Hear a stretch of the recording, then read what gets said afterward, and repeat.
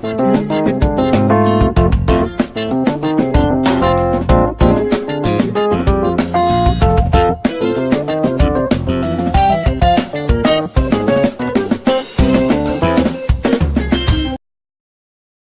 everyone. You are welcome to Anchor Network, where you get reliable and authentic news that are so crucial to you.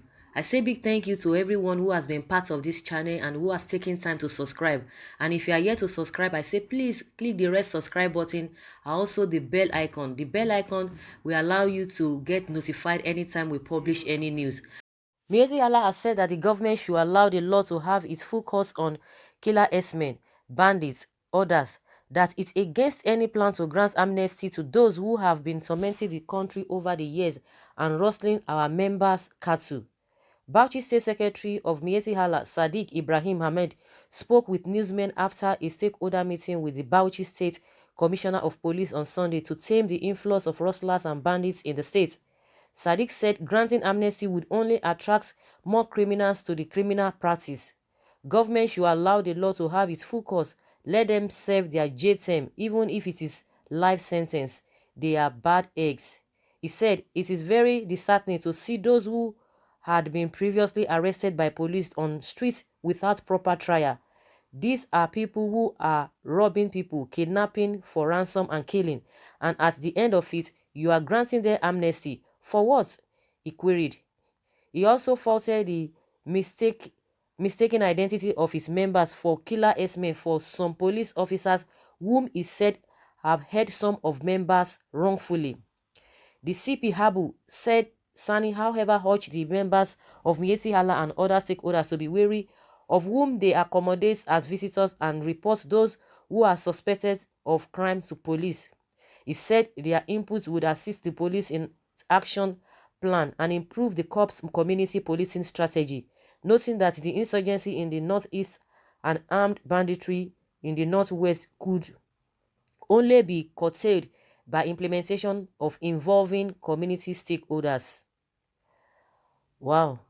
So this is what these guys are talking about now.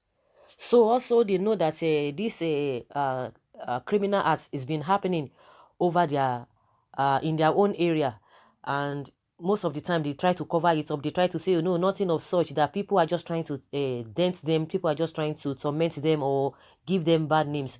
But now they are beginning to see the limelight, and I think I commend the southwest and southeast and south for their standing on what they really believe and what they want, that they don't want this kind of a thing. And they came out in full force to say these are the things that we have been experiencing, and these are the things that people have been talking about. People have witnessed the operations and the acts of these people, and you guys are telling us we are just trying to give you bad names, that no matter what, we are still going to stand on it, that these are the guys committing this havoc, because people cannot just be making things up. Okay, if people say, oh, some people are just disguising, using the Fulani S-men, to commit havoc. But why is it that the government and the police not doing anything about it? And what is the percentage of people disguising? But the main people who are doing all of this, they are the Fulani S-men.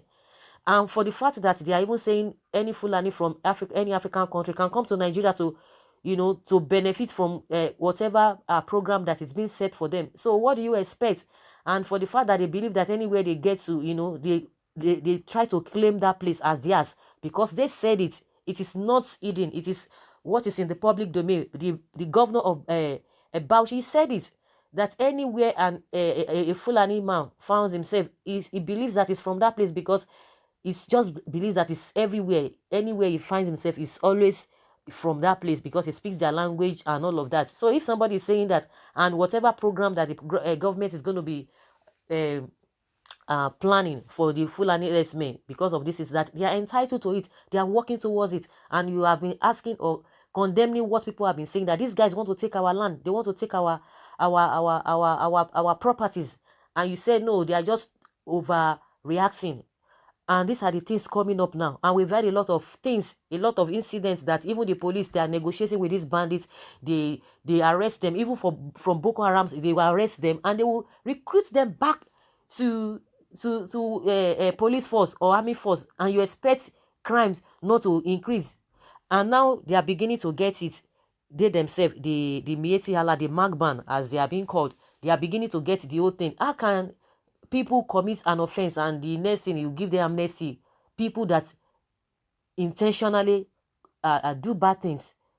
So it is a welcome development, whether they mean it or they are trying to play to the gallery. It is not the issue, and that is what people have been talking. And I'm of the opinion that for you to say you want to create whether Ruga or this national livestock, so that will curb the clashes between the farmers or the criminal acts they are being involved in, that if that is what is going to curb the whole thing, it's a big lie and it's a fallacy. Because when somebody commits an offense, the person must be arrested and be dealt with appropriately. Not that you try to give them amnesty, or you try to pamper them or try to negotiate with them. That should, even if there's going to be a negotiation, or maybe you want to try to encourage them so that they will not be going into crimes, that should be later, that shouldn't be the first thing. They need to be dealt with so that it will serve as lessons to others that will be involved in that kind of a thing. Because people just believe that, oh, by the time I do this, what is going to end the whole thing is just they will just accept me, they will try to dialogue and all of that, but nothing will be done to them. So that is why you see that the crime will continue to increase day by day. So whether you provide a national livestock project or Ruga as you may have it, it's not going to solve problem, because you are not dealing with the problem from the roots. You are just dealing with it halfway. So definitely the problem will continue to persist. No matter what you are going to do for them, they will have this sense of belonging, as if they are so powerful, or they have what it takes to hold the government. So that is where a lot of people, mostly the Southerners, are not agreeing to all of these things that the government is trying to do, because that is not the palliative measures to be able to tackle this insecurity. They are coming out to say they are not in support of government giving those people amnesty. But what they are talking about people that are even attacking they themselves, the rustlers. But they are not even talking about the Fulani Esme that are encroaching people's farmland. That is just the only difference, and that's why I'm not really too comfortable with them. Because if you want to talk, you say the whole thing, say the truth holistically, so that you will cover every side. It is not only those who are rustlers, but those who are encroaching people's farmland, that's feeding their cows, going from one farmland to the other. They all need to be brought to book. That is my own opinion. So, but where it is a welcome development, anybody who commits crimes should not be given an amnesty. They should face the full wrath of the law. And someone says, so Miyetti Allah also has problems within. Then who are those killer S-men? Every hands must be on deck concerning the problem of this country. This is beyond policies. Let us find those solutions to the problems of this nation. How can we get peace? Should be the priority of our leaders, not 2023. The peace of this country is what should be paramount now to our leaders. But what are they talking about? It is about 2023. They are not even talking about on how to even fulfill their promises before that 2023. But that is what they are talking about. That is to tell the masses that these guys are just after power. They are not ready to work. They are not ready to work. I think it is high time Nigerian leaders come together to seek the way out. Let APC stop this blame game. Let PDP and others stop their opposition mind and have Nigeria as their focus and make things work. But they are not ready to do that, because if they are ready to do that, they would have brought all these problems. They would have brought solutions to them. But they are not ready. They are after 2023, just like somebody said. Someone said this is a 419 advice, that they don't really agree to that.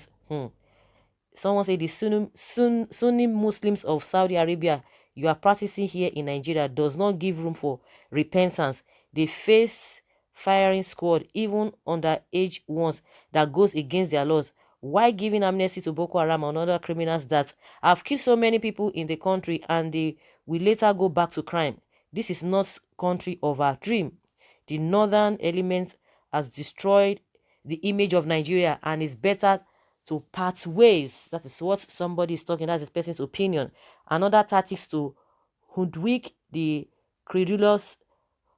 I don't think I will buy it. Somebody who does not even believe in this advice they are giving. But whatever it is, whether they are sincere about it or they are not sincere about it, but the truth of the matter is that what is obtainable is obtainable. What is not good is not good. No matter how they try to pretend or they want to paint it, you cannot be giving amnesty to people who are committing crime or who have committed crime, and you expect the crime to be reduced. It's not going to happen. If you have done something wrong, you go in for it. That's my own opinion. Guys, I would like to hear from you what you think about what Miyetti Allah is talking about, that they propose a amnesty for bandits, that they are not in support of it. Please leave your comments below in the comment section. Thank you very much. Bye.